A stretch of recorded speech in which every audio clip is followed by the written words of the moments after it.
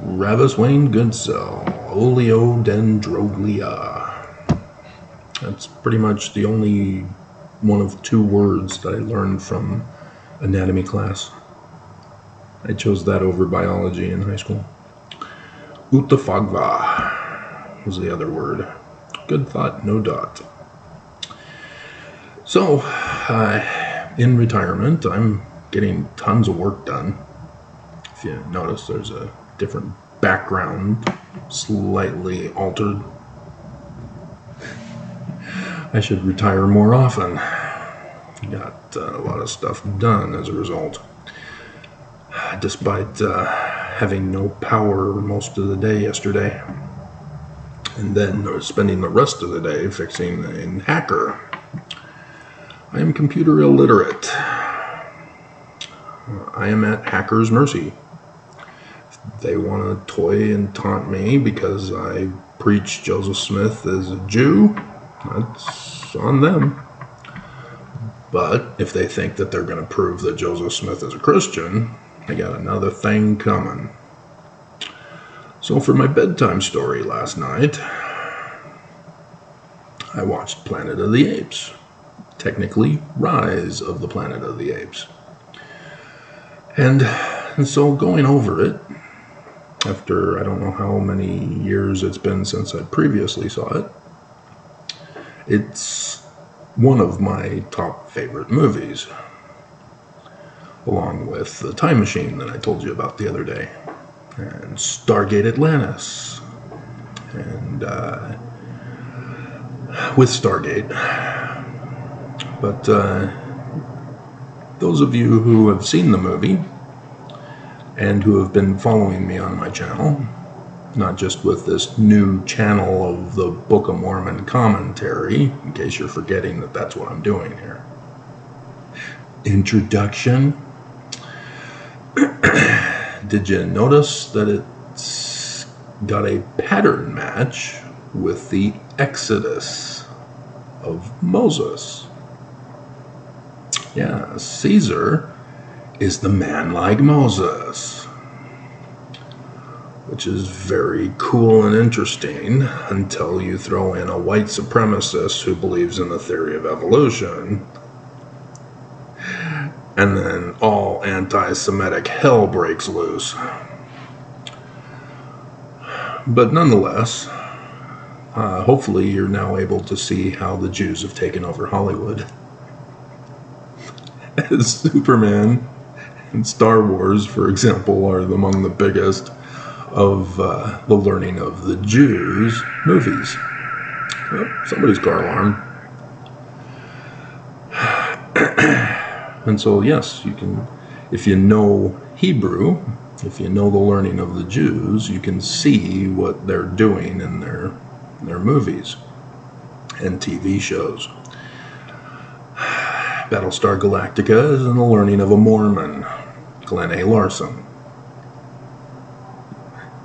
The reboot, which Glenn A. Larson could only be a consultant, as it was his project as an executive producer now. Had to take a backside. So say we all. So Joseph Smith history is not a literal history. Therefore, if the Book of Mormon says it's in our keystone as the learning of the Jews, it is an abomination to use Christian interpretation. This is why Christians got upset with Superman knocking up Lois Lane. They can't accept that Superman replaces Jesus when Christians use Jesus to replace the Jewish Christ, of whom their Jewish character named Jesus is a symbol of the latter-day prophecy of their man like Moses, Emmanuel.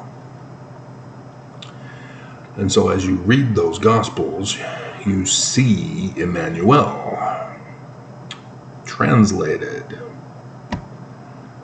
the highest Son, which you don't see Son, they leave that part out. They just put the Most High, Son of the highest, etc. It's referring to the sun at noonday, which is the translation of Amen, the God Amen, Amen El, Emmanuel. You need to know Hebrew. If you use white supremacist Christian replacement theory, you're going to be an abomination, not just wrong.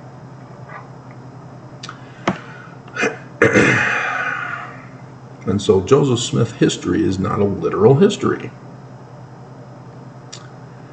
In case you didn't catch on when you read over it, yes, I know there's some errors, but Joseph Smith himself says that those events are, wait for it, visions. Thus, it's not literal history.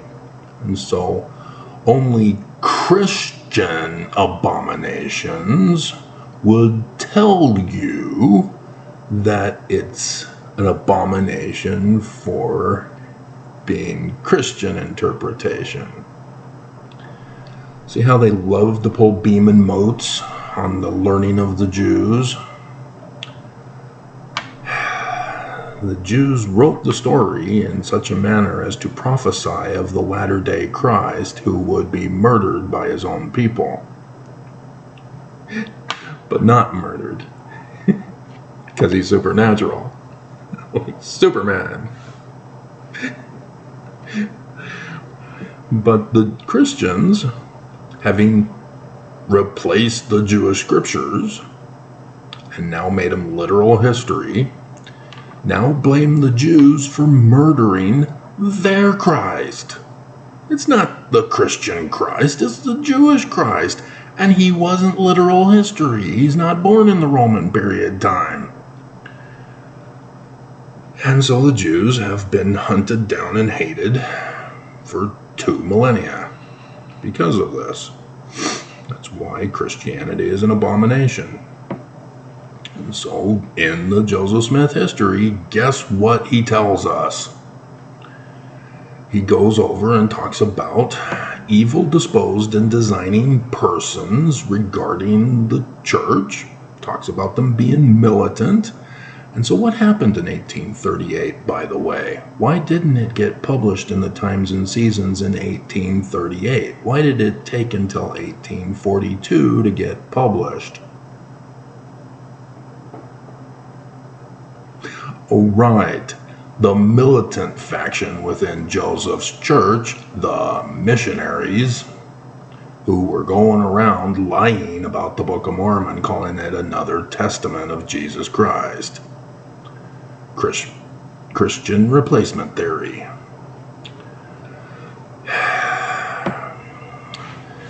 And so, as the Joseph Smith history is not literal history, and so good job, critics who discovered that the burned over district thing was not in 1820. Good for you. You figured out it's not literal history like Joseph Smith tells us in the text.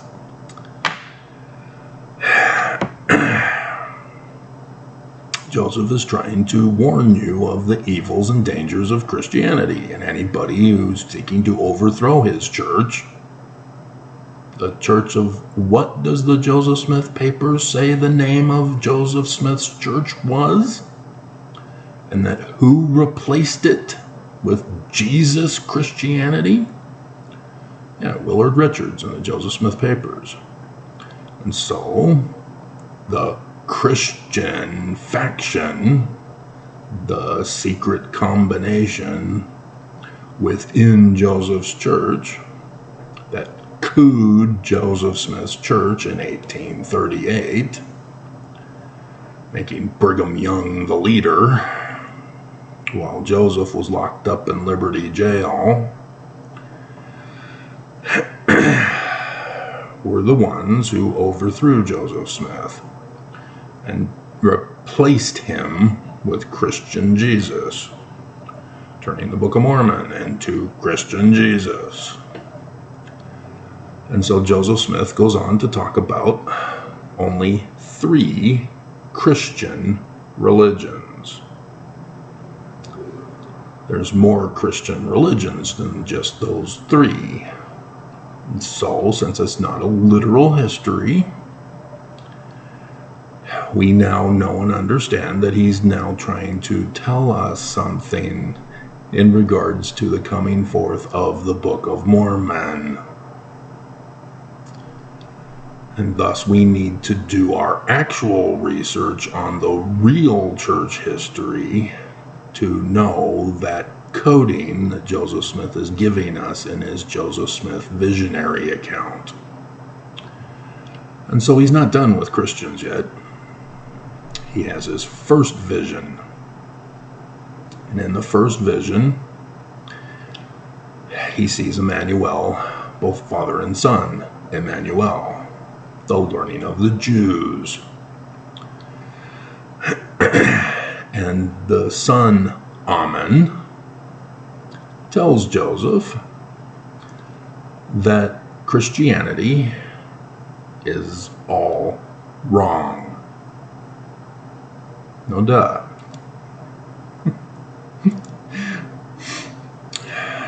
And that first creed of Christianity, and so yes, if you start with a core creed, creating Christianity, every creed that branches out from it also is wrong.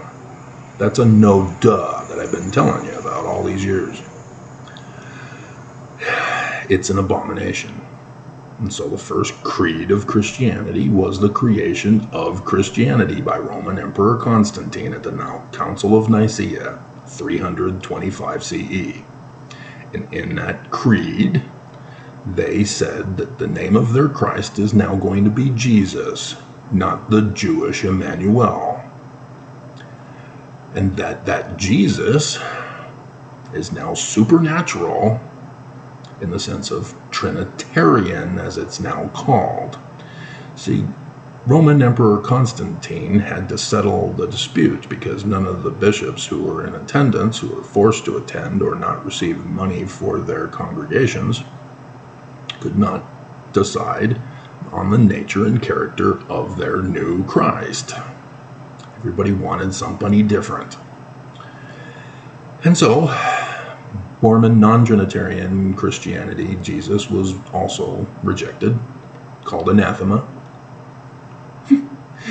But Roman Emperor Constantine had to settle the dispute because it was hot. They didn't have air conditioning back then. And created a brand new word to settle the argument. If you can't decide, nobody will win. I will create something new. Creatio ex nihilo. And sure enough, that is the meaning of the word. And there is no other meaning. I see Christians in movies and philosophical debates trying to explain Trinitarian Jesus. None of them are correct. Because the one and only definition of homoousion is not real. No duh. And so yes, I hear Christians try to say, well, it's like an egg. It has an outer shell, it has the inner white part, and then the yolk. No, that's a wrong analogy. It's not 3 in 1. Because it's not physical substance, i.e., not real. Human beings, accordingly, therefore cannot comprehend that they cannot comprehend that Jesus is not real, which is a conundrum, which automatically tells you, hey, this core, it's a falsehood. We shouldn't believe Constantine. Oh, he's got the whole Roman army to back him up to enforce it. Okay. I will betray my religion and now become Christian. Which is exactly what Brigham Young in his Christian Danites did to Mormons. Like Benjamin Franklin Johnson, who joined the church as a convert, then moved his family to Adirondack because Mormons are there. And he was then arrested. And he tells the story that he was threatened by pistol or rifle point to deny Joseph Smith's church. And so he tells us he did. And he became a Danite Christian as he participated in the War of 1838 to overthrow Joseph Smith's church. This is kind of what you miss if you don't know real church history. And so then Joseph Smith goes on to talk about the Methodist preacher. And the Methodist preacher is used in the story to tell Joseph Smith that because he was arrested for glass looking in 1826, 3 years later,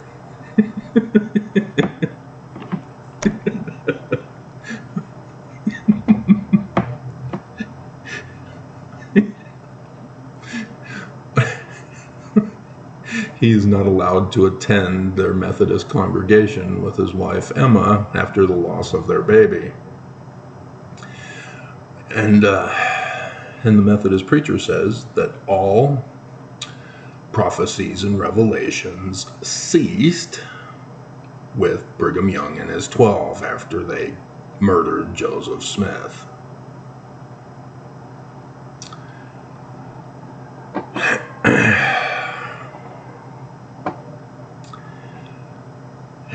And so then he goes into the second vision. And in the second vision,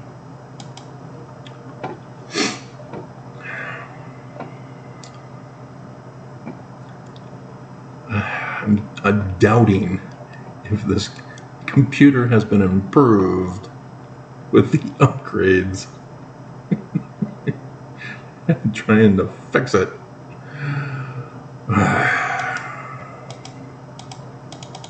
So we'll just play around here. We're not getting the hint. Alright.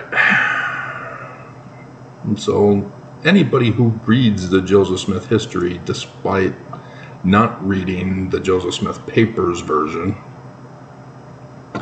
can still get a clue that Joseph Smith is trying to tell us that Christianity is an abomination. And so then he tells us who our Christ is. That's the whole point with Acts chapter 2 or chapter 3 verses 22 to 23. He's wanting you to study your scriptures. See, most people back in those days knew their Bible, at least according to the King James Christianized version. And so it was necessary to point out that Christians have wrongly interpreted the Bible with Christian interpretation. That's why nobody can agree as to the interpretation of the text. No duh, it's written by the Jews. And so Joseph Smith is now trying to correct that incorrect interpretation for you. But you must do your research. You must study your scriptures. And they didn't have footnotes back then. So our generation has it nice and comfy, cozy, easy for us. And despite the ease of the way, Mormons still lose their way, taking it for granted what we've been given by Joseph Smith and the Book of Mormon.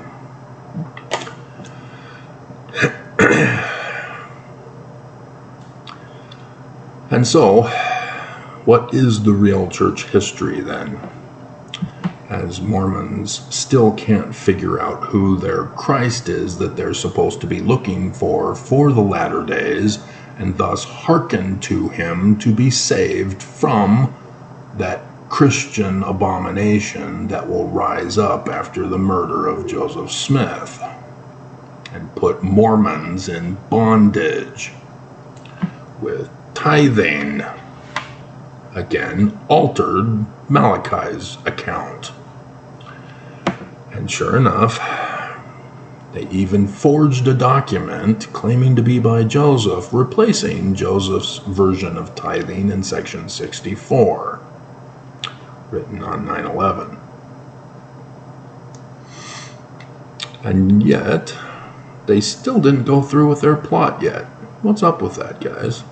I mean, granted, the feast of the ingathering goes on for 8 days, but still,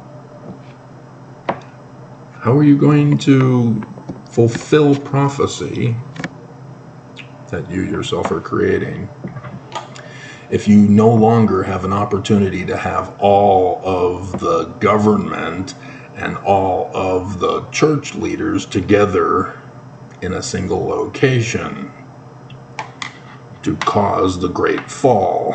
You kind of missed your golden ticket opportunity here that you've been plotting for 200 years. And so William Morgan was the one who knew of this plot from the War of 1812. The British burned down the White House. 9/11. 1813, they were beached and ready to march on D.C. And he learned that there was this Illuminati faction that had infiltrated the Scottish Rites Freemasons. Now, it's important that when you're doing church history research, and any history research, and any field of science, that it's important that you look for patterns, that you get your data accurate. And so, as I've tried to teach you, you need to have a file form, whether it's on your computer or on a separate piece of paper, it doesn't matter, I don't care, you're missing the point. For each topic, people, places, events, dates. And in so doing, when you plug in the information, thus being able to tie it to the other documents, you then can see patterns of other people that match within the certain time period. So you can see a person who's in a place with a certain time that another person is involved in. That's a pattern match.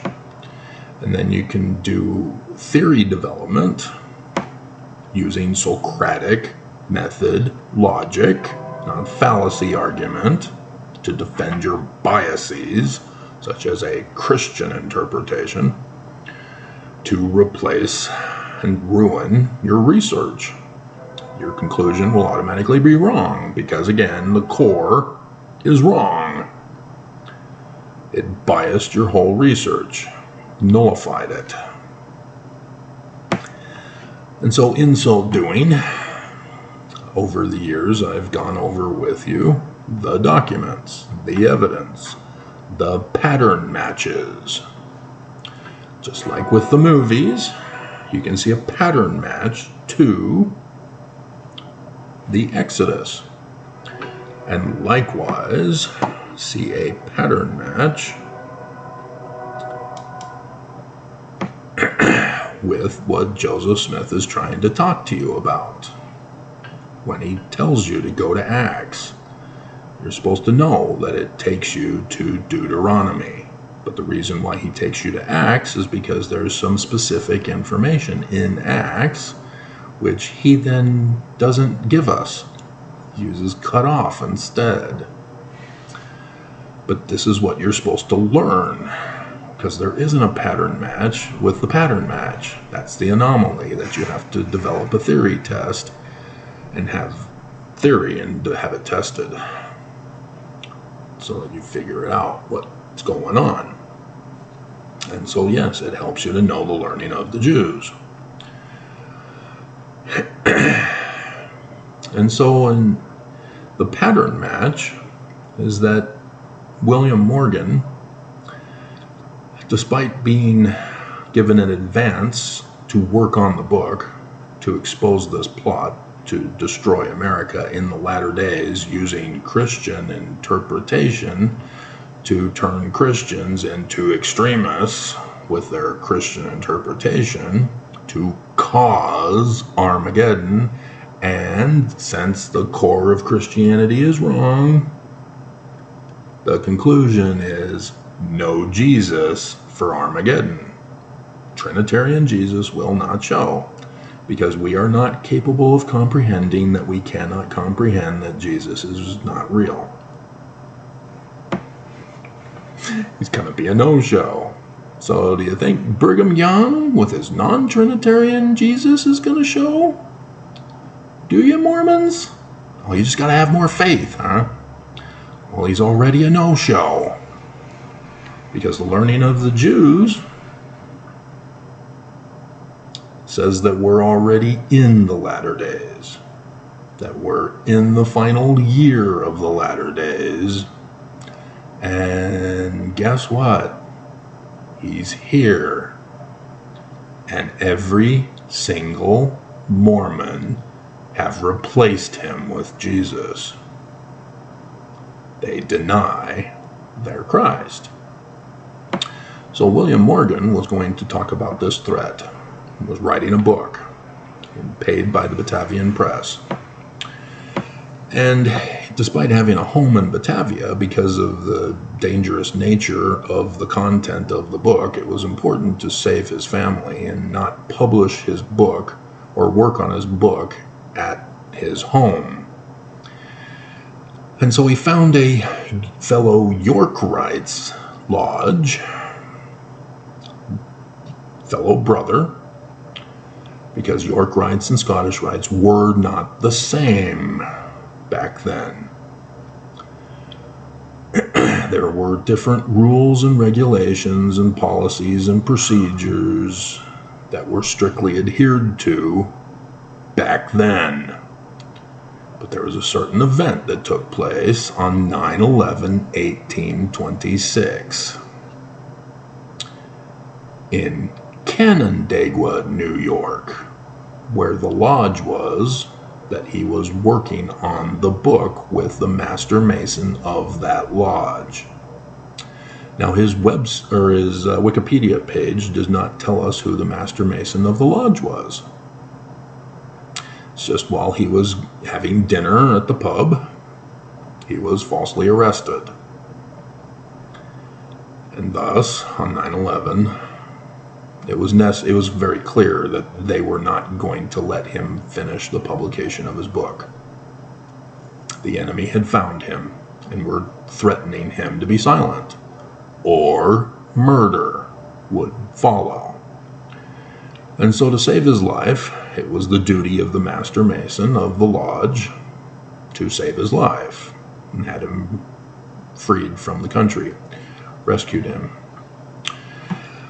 And there were problems that ensued. There was a Thomas Monroe, who was found murdered and tossed in the lake, river, whatever that was there, the waters there by the Michigan, Niagara Falls, New York area, Canada. And so a manhunt went on to search for his body. They never found it. The Masons who helped him escape were accused of murdering him rather than rescuing him. And they got light sentences, but they were punished for their crime with no body to show that there was any crime committed. The sheriff who hired a tracker to find out what happened and got the worst severe punishment in the court system. Yeah, he was arrested for doing his job and was punished for figuring out what happened. Now, this was all part of the cover-up. A reporter had learned about all this and wrote about it for the colonies. And the people were panicked and terrified that a coup had occurred and that a man who was trying to warn them of a danger in America has now disappeared and is presumed murdered. And so they blamed all of Freemasonry, both the Scottish Rites and the York Rites. And an anti-Mason mob was formed that burned down most all of the Freemasonry temples.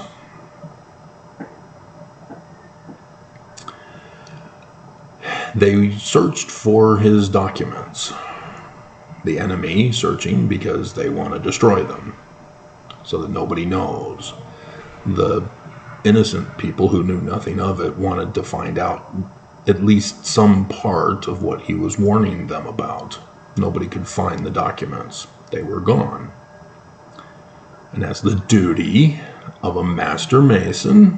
It was his responsibility to carry on and finish the writing and publication of that book, because he knew the information, and it was up to him to make sure it got finished and published.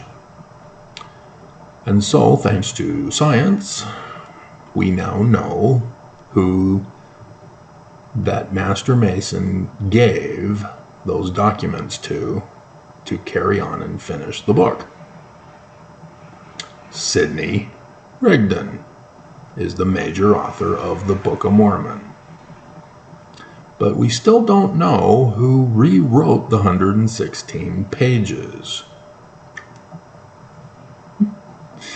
It wasn't Joseph. Junior had nothing to do with any composition in the Book of Mormon. Let me repeat that. Junior had nothing to do with the composition in the Book of Mormon. No matter how much you find Captain Kidd books and other contemporary books of the day in the Book of Mormon, there's over 36 contemporary books utilized within the Book of Mormon. And it would need to be somebody with a library. Joseph Smith did not have a library, guys. Sidney Rigdon, that one person had discovered through a computer program technology that he had developed especially, but on other locations as well, to deceive us and lead us astray, despite the discoveries of critics who are finding out things, mostly due to the selective Mormon biases. But nonetheless, the church didn't want any of that released. And so there was a big firing and excommunication that occurred in September of 1990. This information lies are. Thus, you can fix them, correct them. Similar to knowing that Joseph Smith needs to be corrected, because Joseph Smith says it's this. So in Doctrine and Covenants section 27, there are other intentions to replace Joseph Smith. And so they can say, well, Joseph Smith was wrong here. Obviously, he's wrong there. The name of the church is the Church of Jesus Christ of Latter-day Saints. Here's our fourth pattern match of his third great grandfather, who was there at that election fraud in Davies County, Missouri. Election fraud as well. Attempted coup of America. Right, you caught on, didn't you? These are the latter days. That's the whole plot by the enemy. Was for right now. And as you can see, the enemy has taken over America. They have couped it. And yep, The Church of Jesus Christ of Latter-day Saints has been working with the secret combination, the Council for National Policy, to coup America. Joseph Smith is correct. The Book of Mormon is correct in the learning of the Jews. That's what this book by William Morgan was all about. And so, yes, Joseph Smith Sr. was the Master Mason. And it was his responsibility to rewrite the 116 pages. And as you read over Section 3 and Section 10, you can see that he's very disturbed with Junior. Junior wasn't given the original documents. We read from Joseph that he spent time until Martin Harris arrived by copying the characters. And so Joseph Smith had a copy with him, not the original documents. And it was the copy of a copy that Martin Harris stole. That's why there was the sheet, so that Martin Harris couldn't see what was going on. And so this whole claim of Joseph using a rock and a hat, Martin Harris didn't see that. There was the sheet between them. Joseph Smith got the rocks, plural, from the well that he dug for Martin Harris. And so Martin Harris knew about the rocks and a hat trick that Joseph Smith, as a kid, was using. And so Martin Harris just assumed that because he knew Joseph and rocks in a hat, and that those rocks in a hat now was able to translate these Egyptian gold plates, he fell for it. Believed that it was all real, but never saw them. Never saw what was going on. Never saw Joseph using them. That was the whole point, is to protect the real historical identity, so that the enemy doesn't find out and do the same to the Smiths as they did to William Morgan. And so it's not a malicious thing that they were doing. It was wartime. There was a national security threat to America. And they were trying to warn America by finishing the publication of the Book of Mormon. And so this is how real church history makes a difference on understanding the background of the Book of Mormon and of Joseph Smith's visionary accounts, as it was necessary that he had to do, because the coup was in progress at the time that he wrote the 1838 version. And so it doesn't matter if you find Joseph Smith talking to another person and using Christian language because the person's a Christian, or Jewish language because the person's a Jew, or other people who claim Joseph Smith said such and such. Again, if you have your separate categories, you check for patterns, and then you develop a theory, Socratic method logic, and then test for confirmation. You must test for confirmation. You cannot develop a theory and then say, well, if there were a hypothetical test that we could perform, we could prove Trinitarian Jesus is true, or non-Trinitarian Jesus. So, yeah, the threat is Christianity. To use Christians as weapons, turning them into extremists. Right, Mormons? Yeah, you too. You claim to be Christian. And so, yes, there were Mormons who stormed the Capitol. Not a coincidence. were Christians who believed that Trump was the fulfillment of prophecy, and therefore Jesus is coming. And that's why they vote for him. Even though he does not conform to Christianity standards and values and the Christian for Strength of the Youth pamphlet.